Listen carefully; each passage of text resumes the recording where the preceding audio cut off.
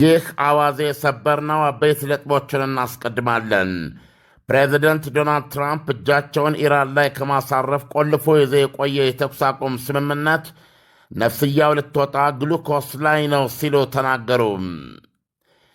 የእስራኤሉ ጠቅላይ ሚኒስትር ቤንያሚን ኔታንያሁ አገራቸው ከአሜሪካ ታገኝ የነበረውን ዓመታዊ የገንዘብና የጦር መሣሪያ ድጋፍ በሚቀጥሉት 10 ዓመታት ውስጥ ሙሉ በሙሉ ለመተው መዘጋጀታቸውን አስታወቁ።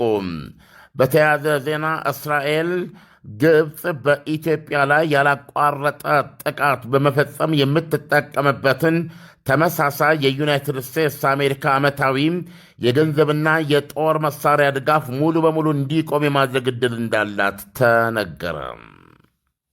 ፕሬዚደንት ዶናልድ ትራምፕ ተኩስ አቁሞ ያለበትን ሁኔታ ዶክተር ለቤተሰቦቹ ይተርፋል ቢባል እንኳ ምናልባት 1% ዕድል ብቻ በሚያስብል ግዙፍ የሕይወት ማቆያ ድጋፍ ነው የሚገኘው የሚያስብል ነው ብለዋል። በከባዱ ደክሟል ሲሉ ገልጸዋል። የኢራኖችን መልእክት ጥራጊ ወይም ውዳቂ ካሉ በኋላ እሱን ካነበብኩ በኋላ እንደውም አልጨረስኩትም ነው የሚሉት። ምክንያቱም ጊዜ ማጥፋት ነው የሆነብኝ። ተኩስ አቁሞ ያለበትን ሁኔታ ከደካማነትን በባሰ እስትንፋሱ በይፋ ልትወጣ ቀርቧል የሚያሰኝ ነው እላለሁ ብለዋል።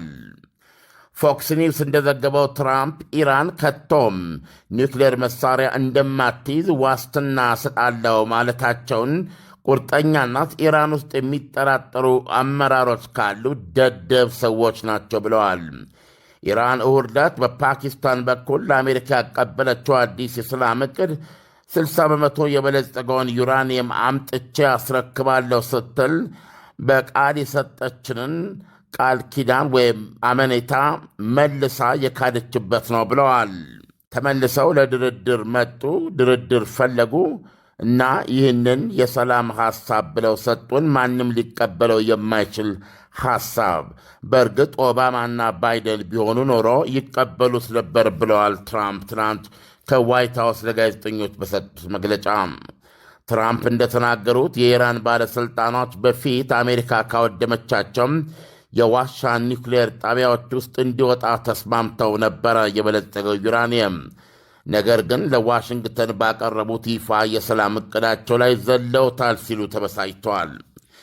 ኢራንን ለኒውክሌር መሣሪያ ሊያበቃት የሚችል ምንም አይነት የመፍትሔ መንገድ አንቀበልም፣ አይታሰብም ብለዋል። ዕቅዱ በጣም ቀላል ነው አሉ ትራምፕ በዋይት ሃውስ መግለጫቸው። ዕቅዱ ቀላል ነው። ኢራን ኒውክሌር መሣሪያ ሊኖራት አይችልም፣ አይኖራቸውም። እነሱም እዛ ድረስ መሄድ አልፈለጉም። ነገር ግን ኒውክሌር ሊኖረን ይችላል ብለው ካሰቡ ምንኛ ደደብ ናቸው! ይህን ያህል ደደብ ሰዎች ናቸው እንዴ? ይደክመዋል፣ እየቆየ ይሰለቸዋል፣ ወይም ጫና ይኖርበታል ብለው ያስባሉ። ምንም አይነት ጫና የለም፣ ፈጽሞ የለም ብለዋል ዶናልድ ትራምፕ። የተወሰኑ የኢራን ባለሥልጣኖች ስምምነት ይፈልጋሉ። አክራሪዎች ግን ስምምነቱን እያደናቀፉ ነው ባይ ናቸው። ኢራን ውስጥ ስምምነት ላይ ለመድረስ የቋመጠ ለዘብተኛ ቡድን አለ። እንደዚሁ ደግሞ በእነሱ ተቃራኒ የቆሙ እብዶች አሉ። ለዘብተኞቹ እብዶቹን ትንሽ የፈሯቸው ይመስለኛል ብለዋል። ይህ በእንዲህ እንዳለ ለፎክስ ኒውስ በሰጡት ሌላ መግለጫ ኢራን 440 ኪሎ ግራም 60 በመቶ የበለጸገ ዩራኒየምን ታች ስር የተቀበረ በመሆኑ ራሷ አሜሪካ ካልሆነች በስተቀረም እኔ ቆፍሬ ላወጣው አልችልም ስትል መናገሯን ገለጹ። ትራምፕ በዚህ ሁኔታ አሜሪካ ለዚህ ሥራ እንዴት አድርጋ ወደ ኢራን ልትገባ እንደምትችል አላውቅም፣ ጉዳዩ ተጨማሪ ድርድር የሚያስፈልገው ነው ብለዋል። በሌላ ዜና የእስራኤሉ ጠቅላይ ሚኒስትር ቤንያሚን ኔታንያሁ አገራቸው ከአሜሪካ የምታገኘውን የ3.8 ቢሊዮን ዶላር ዓመታዊ የገንዘብም ሆነ የጦር መሣሪያ እርዳታ ሙሉ በሙሉ የተወች ለመሄድ እንደምትፈልግ ለሲቢኤስ ቴሌቪዥን በሰጡት ቃለ ምልልስ ገለጹ። ሲቢኤስ የአሜሪካ ቴሌቪዥን ነው። ይሄ መቼ እውን ሊሆን ይችላል ተብለው ሲጠየቁ በሚቀጥለው 10 ዓመት ውስጥ ብለዋል። እስከ 2036 እንደማለት ነው። ከአሁኑ ጀምረን እስከ ቀጣዩ 10 ዓመት ድረስ ደረጃ በደረጃ እንፈጽመዋለን። ነገር ግን ሂደቱን አሁኑኑ መጀመር እፈልጋለሁ ብለዋል። ኔታንያሁ በዚሁ ዙሪያ የተፈጠረው አስገራሚ የሕዝብ አመለካከት ለውጥ የማኅበራዊ ሚዲያ መምጣት ውጤት እንደሆነ አመልክተዋል። በአሜሪካ ውስጥ ለእስራኤል የነበረው ድጋፍ መቀነስ ከማኅበራዊ ሚዲያ ሚና እየጨመረ መምጣት ጋር በቀጥታ የሚያያዝ እንደሆነ ተናግረዋል። ኔታንያሁ እንደሚሉት የማኅበራዊ ሚዲያ ሚና መጨመር አሜሪካ ውስጥ ለተፈጠረው በተለይ በእስራኤል ላይ ያለው አመለካከት ለውጥ ማምጣቱን ቀጥተኛ ምክንያት አይደለም። እሳቸው እንደሚሉት ምክንያቱ ስማቸውን ያልጠቀሷቸው አያሌ አገሮች በማኅበራዊ ሚዲያን ለራሳቸው ዓላማ የሚጠቀሙበት ሁኔታ ነው እንዲህ አይነቱን ለውጥ ያመጣው ይላሉ። የሀገራቱን ስም መጥቀስ አልፈለጉም።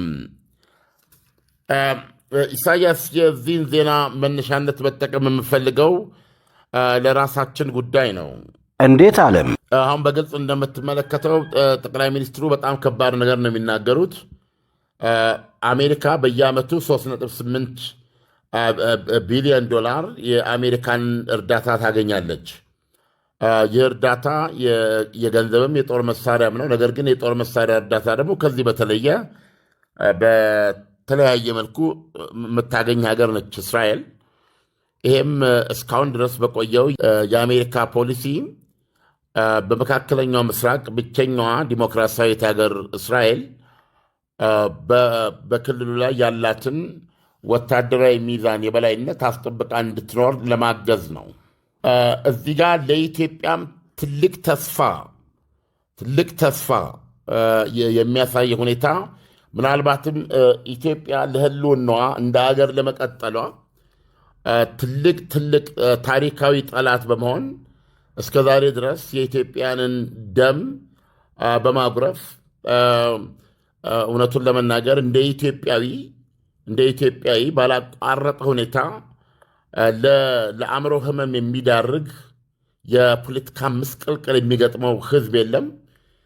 የዚህ ምክንያቱ ደግሞ ህዝቡን እንደ ህዝብ እንደ ሀገር ህልውናውን ጠብቆ